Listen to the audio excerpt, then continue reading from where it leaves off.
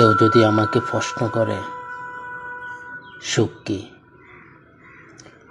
আমি হয়তো সঠিক উত্তর দিতে পারবো না। আবার কেউ যদি আমাকে প্রশ্ন করে দুঃখকে, হয়তো খানিকটা হেসে উত্তর দেব, ঠোঁটের কোণে হেসে। সে তো আমার আপনজন, সে তো আমার নিত্যদিনের চলার সাথে। আমাকে নতুন করে কাঁদাতে চাও, কাঁদাও। কেউ নতুন করে আবার কষ্ট দিতে চাও, দাও। আমাকে হারাতে চাও, হারাও। আমি তো এই জীবনে হারতেই এসেছি। বয়স আমার সবেমাত্র যখন 9-10 বছর,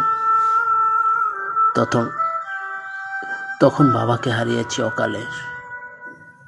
চিরতরে বঞ্চিত হয়েছি বাবার ভালোবাসা থেকে।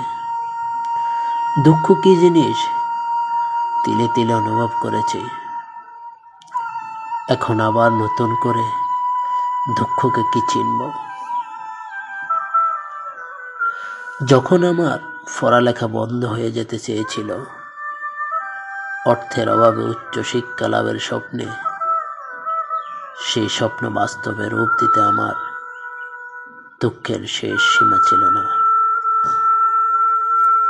আমাকে নতুন করে পড়াতে চাও, পড়াও। আমি ফুরতে এসেছি। আমাকে সাগরে ভাসাতে চাও, ভাসাও। আমি তো ভাসতে এসেছি। আজ যখন মন থেকে সকল দুঃখ মুছে ফেলে জীবনকে সুন্দর করে সাজাতে বসেছি,